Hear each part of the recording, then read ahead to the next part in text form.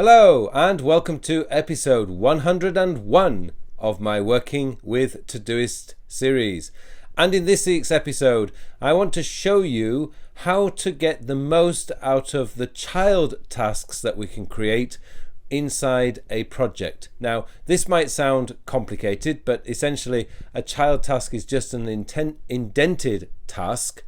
And what we can do with these is we can actually create tasks within tasks.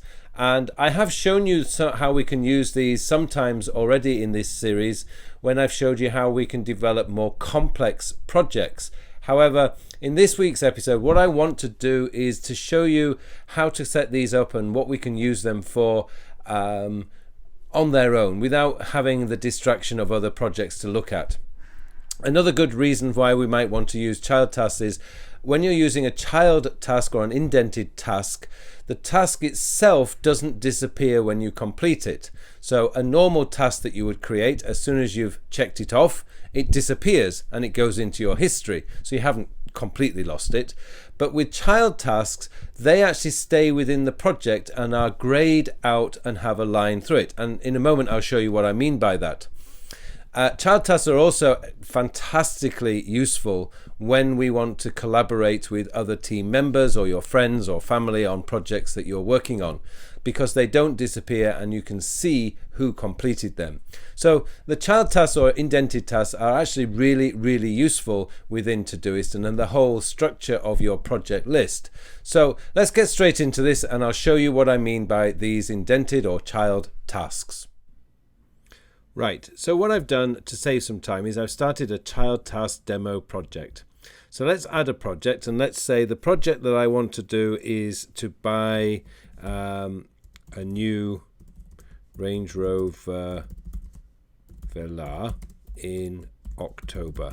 I've discovered that the car is going to be available in Korea in October, so I'm going to start this project as buy a new Range Rover Velar in October. Now, this itself could actually be a project, but what I want to do is I want to show you how we can actually use indented tasks. Now, the first thing is decide on engine size. So these are some of the subtasks that I would want to include in this. Decide on color, decide on interior color, and decide how to finance the car.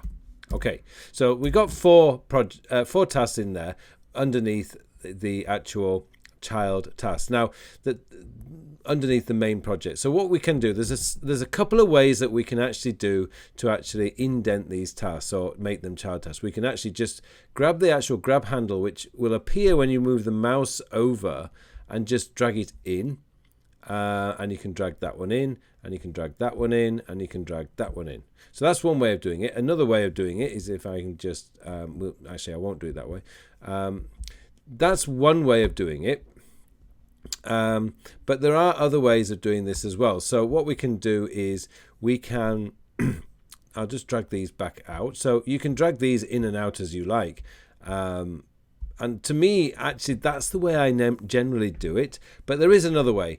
If you're actually in the actual task itself, you can just command and forward arrow, and that brings it in. And I can do the same here, command and forward arrow. So this only works when you're within the project itself. So command and forward arrow and command and forward arrow. So that's one way of doing it. So those are the ways that you can actually put the projects together and to indent them.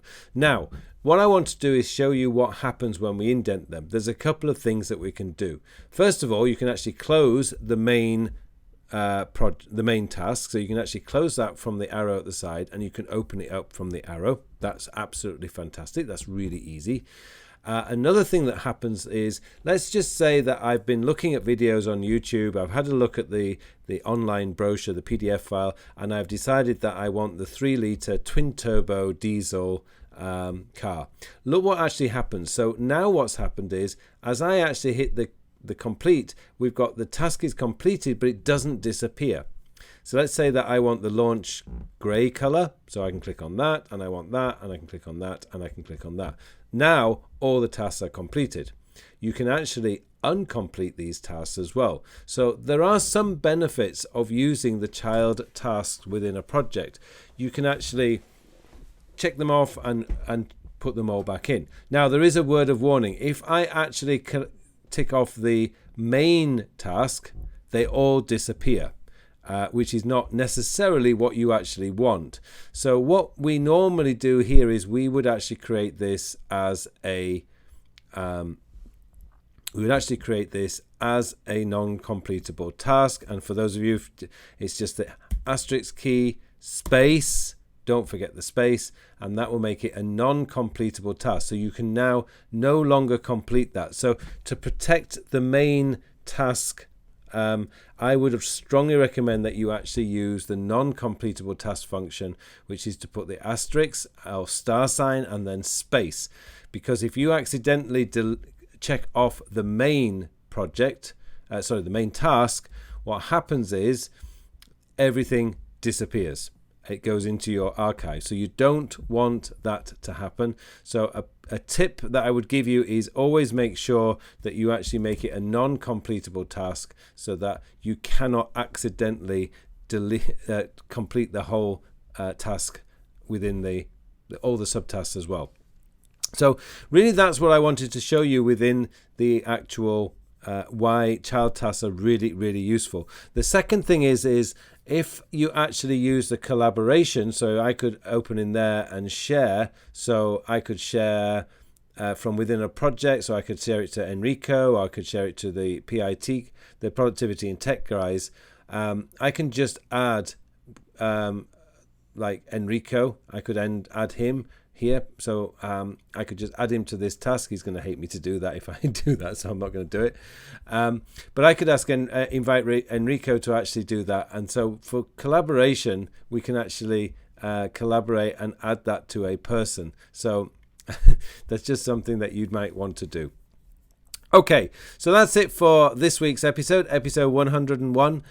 Don't forget, you can find me on social media. I'm on Twitter, which is @Carl_Pauline. I'm on Instagram, which is @Carl, no, not at, but just Carl_Pauline. The links for those are in the link section in the comment section below. And also, please guys, don't forget my book Working with Todoist, the book, is available on Amazon, is available on iBookstore, and for those of you who do not have access to iBooks or Amazon in your country, you can actually buy it directly from my website.